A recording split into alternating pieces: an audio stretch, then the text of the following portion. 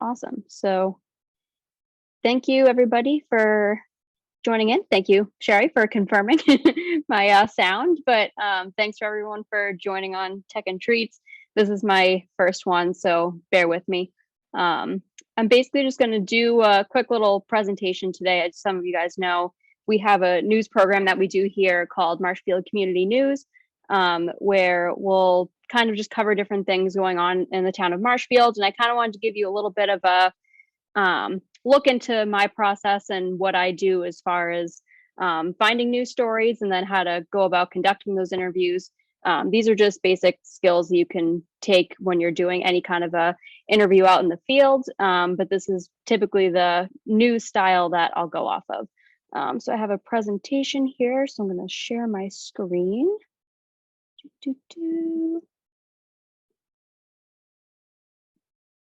Let's see. Let's share sound too. I have a little video to show at the end too. Okay. My lovely Canva template I got going on here.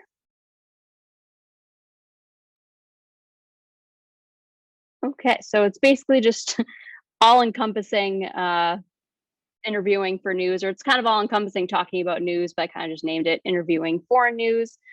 See our little Marshfields Community News logo we got going on there. Next slide. So this is typically how I go about finding news stories, and the interns that we have, how I go about having them find news stories as well. So you can find news stories either on Facebook. A lot of what I'll do is I'll be researching and I'll just kind of type in Marshfield in the Facebook search, and I will go from there and see all the different town organizations. I know like Town of Marshfield has their own Facebook page. I'll go looking on Marshfield Chamber of Commerce, see what they have going on. It's a really good way to kind of see what everyone's up to and what's available to be covered. Twitter is also a good resource. I know the schools heavily use Twitter. So it's a good way to look into athletics and see what's going on, and then other just happenings around town and mainly in the school district. And then I'll also go on the Marshfield Town website. You can find all the different government meetings. You can see what their agendas are for the upcoming week and their meetings. So I'll kind of take a look and see if there's anything that pops out to me, and especially town meeting time. Checking out the warrant and seeing what kind of the hot topics are going to be at town meeting is a good thing too. For example, I know one of the big things that's coming up at town meeting is the tax that's going to be on short-term rentals. So I was able to kind of see what that was about, reach out to Michael Moresco, and I got an interview with him so he could kind of explain further what that article passing would mean, and et cetera, et cetera. So that's always a good resource. The Mariner is a friend of ours, and they'll usually have a lot of different things posted too. And if I want to kind of divulge into them further, I'll check that out. WATD also has their own news source. Christine James has her own show over there, and kind of I'll look in and see what's going on WATD side as well. And then obviously just keeping your eyes and ears open is the best thing. So I'll always tell my interns, when you're out on a story or you're out in the field or even just out at a grocery store in Marshfield, just kind of keep your eyes and ears open and see what's going on. If you hear of anything or there's something that town residents are talking about. I mean, I think everyone besides me in this group or on this call right now lives in town. So it's always good to just kind of keep your eyes and ears open. I can't say that today for some reason. Eyes and ears open. All right, so things should be timely and relevant to Marshfield residents. If it's something happened weeks ago, we kind of already talked about that. There should always be a visual component as well. So for example, you're always going to want supplemental B-roll footage. Supplemental footage, which is B-roll, an interview, and a full screen graphic, or a variety of those things. You don't want to have a story where there's nothing that the viewer can actually see, because that's what we're in TV for. It also has to be covered and edited in a timely manner. So if you cover something and you're not going to be able to turn it around pretty quickly, it won't make sense to cover something that's going to be old news by the time it's able to be edited and distributed. I typically tell my interns, maybe like try to get it done within the week after you shoot it. That way people are able to kind of just consume it in a timely manner. So this is if you're gonna move on and do an interview. So the best way to prep your subject. So when prepping an interview subject, it's useful to tell them exactly what will happen during the interview process. It's typical that if someone knows what to expect, they're going to be much more comfortable. So tell them the general topics you plan on covering and let them know you're not there to make them look bad or asking any difficult questions or trying to catch them off guard. It's usually why people are tentative to do interviews in the first place, but if you just make them as comfortable as possible, they're usually pretty willing. And then I always try to give an estimate of how long it's going to take or how much time they should carve out. Just so when people are kind of trying to schedule out their day, they don't know if we're going to be there for 2 hours or if we're going to be there for 5 minutes. So I usually try to give them an estimate. I usually try to tell them at least maybe cut out like a half hour of their time or so. If it's a bigger shoot with more lights and setup, obviously it's going to be longer. So so try to maybe give them at least like an hour or so. And then, like I said before, it puts them at ease when they know exactly what to expect. Next thing. There we go. So these are some of the tips I use for writing interview questions. So it's always good to research the topic of the story and background as much as possible before you write your questions. It's just very obvious to people if you go into something and not know their background or what you're talking about. It also just helps to write questions too. Normally when you go into an interview, make sure you ask just sounds simple, the who, what, when, where, why, and how. I usually will take the subject and then kind of go through it mentally and say just who is this like affecting, what is the event or what is your business, et cetera, et cetera.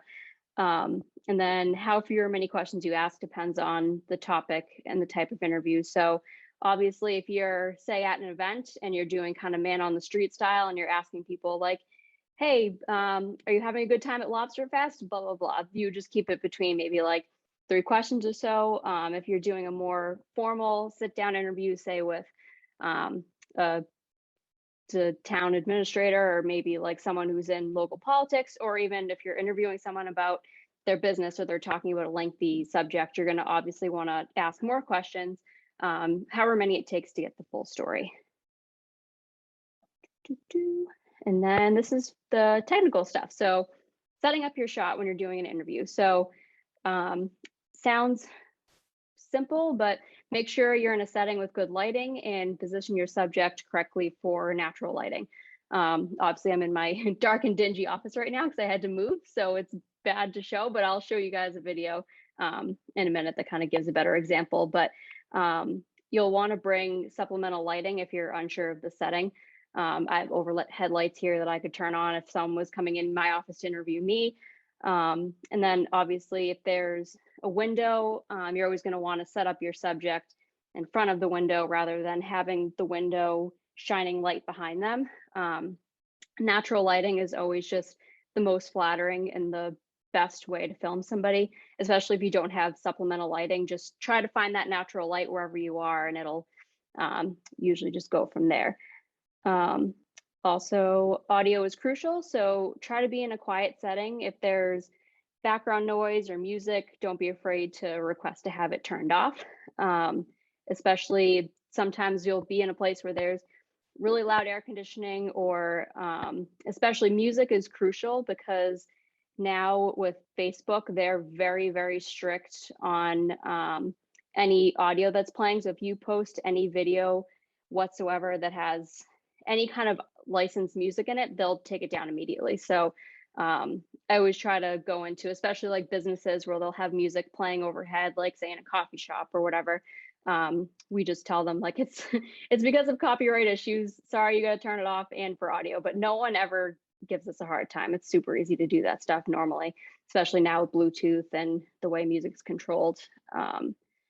Also, so your subject should be framed roughly from the chest up with headroom at the top. It's not end of the world if they're not chest up, but definitely give some headroom. You don't want to have somebody's head cut off or maybe like chin up or like this. You don't want them to be 20 feet away either. I know in times of COVID, people do have to be at least 6 feet back, but um, it's just normally the best way to frame people and just looks the most professional.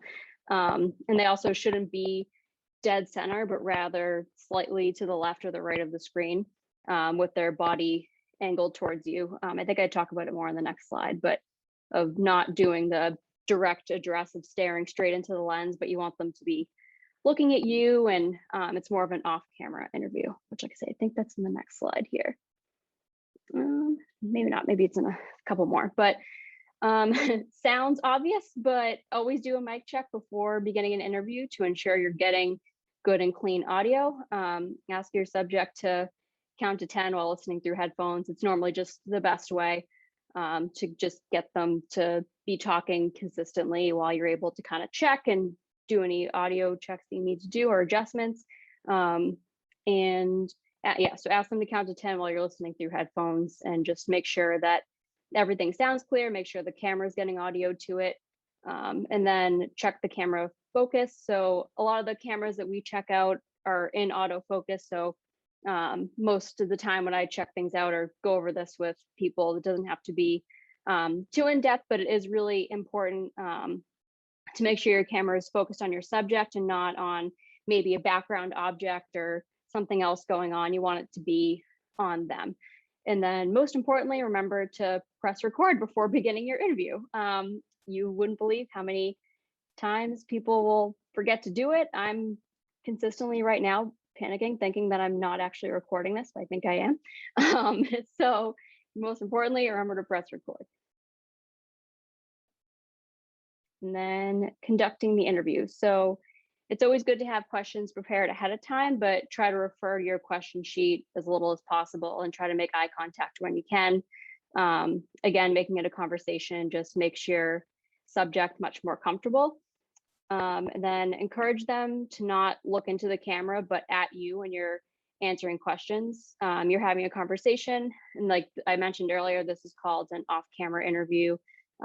With news, it shouldn't be a direct address, especially if you're talking to maybe a politician or somebody of importance. You don't want them to be staring directly into the camera, giving their spiel. They want to be more casual, but still formal off camera, looking at you when they're talking. And then once you're recording, ask your subject to begin by stating and spelling their first and last name and their occupation. This is helpful when creating lower thirds in post-production. And it's especially important when you're doing more man on the street style interviews, because if you just kind of talk to somebody off the street, you might not know exactly who they are. So it's good to have them state and spell their name. So that way, when you're watching a news piece and you see their name pops up, that's normally how you get it. All right.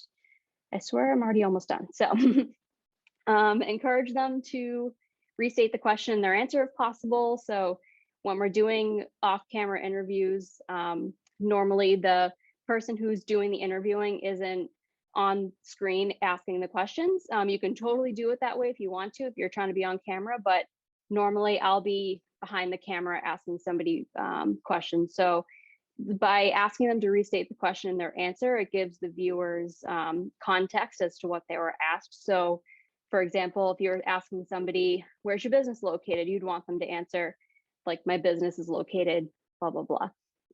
The best way I try to explain this to people is I tell them I'm going to ask them what their favorite color is, and they'd say my favorite color is blah, blah, blah. And then usually people will get it right away, because it's kind of a mouthful to explain. And then remind them this is going to be edited. So therefore, if they stumble on a question, they're welcome to stop and start again if they'd like. And then wrap up an interview by asking, is there anything else you'd like to add? So this question almost always brings up a great closing soundbite, or might even prompt you to ask more questions. And if they say no, that's totally fine too. But it's almost always you'll just say like, okay, like those are all the questions I had. Is there anything else you want to talk about that we didn't get to cover? And then they'll usually launch into like, I just want to thank so-and-so and blah, blah, blah. And it'll usually bring up something good. And I think in this video I show you guys, there's a good example of that.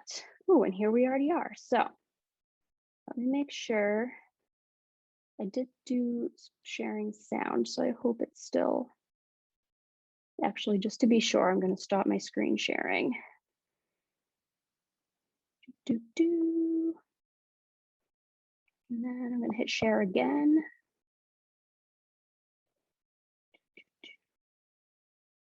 Share sound, check. Yeah, I might not have been sharing before, so it's a good thing I just did it. Perfect. Oops. Hold on. Thanks for bearing with me, everyone. Okay.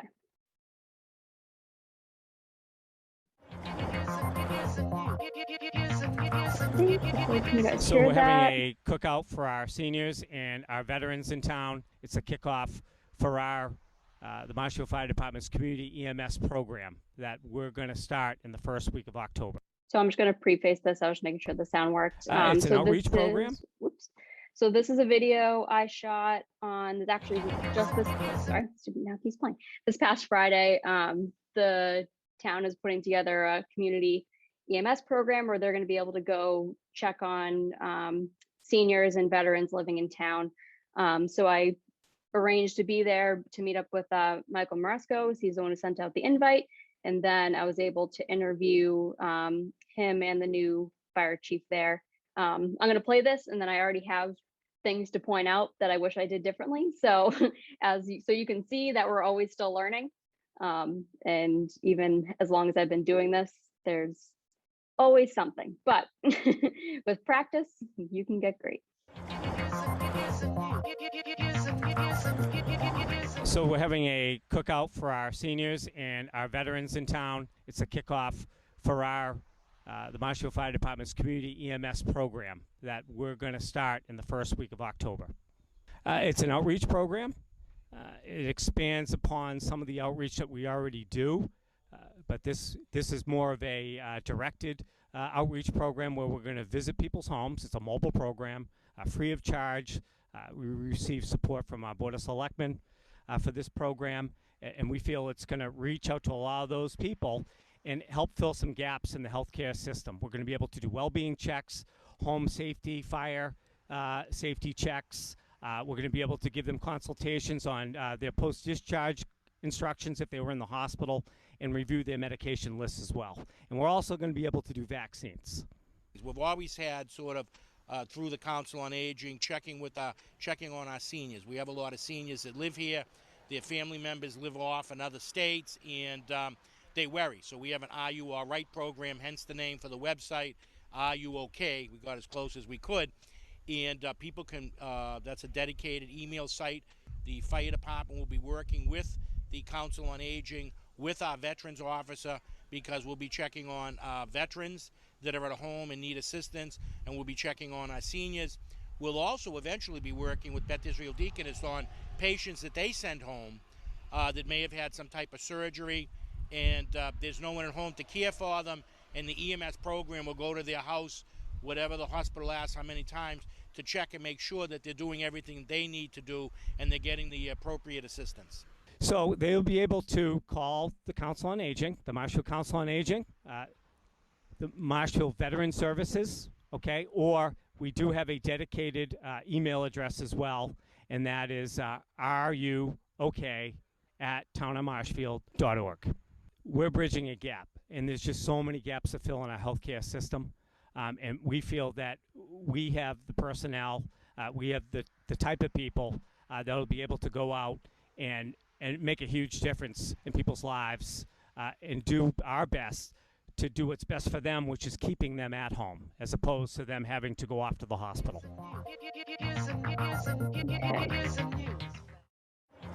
Oops, okay. Check out here. Okay, so two things I would have done differently is would have definitely had him hold the mic a little bit further away from his mouth, kind of like Mike Moresco had it like down here. That's a good place to have it. Chief Simpson, I think, was kind of talking with it too close to his mouth, but at least we could still hear him, so that was good. And then I didn't like that I could see myself in the reflection of the Daniel Webster thing, but maybe you guys didn't notice that. I don't know. But so that's pretty much it, I believe. I had one other one, but I think it's kind of lengthy and not the most exciting, but okay. So I'm going to stop my sharing. So does anyone have any questions for me before we wrap up here? I know it's kind of just me rambling a ton. And if you don't want to talk, you can throw them in the chat, but otherwise, let me know. Going once, going twice. You're welcome, Sherry. All right.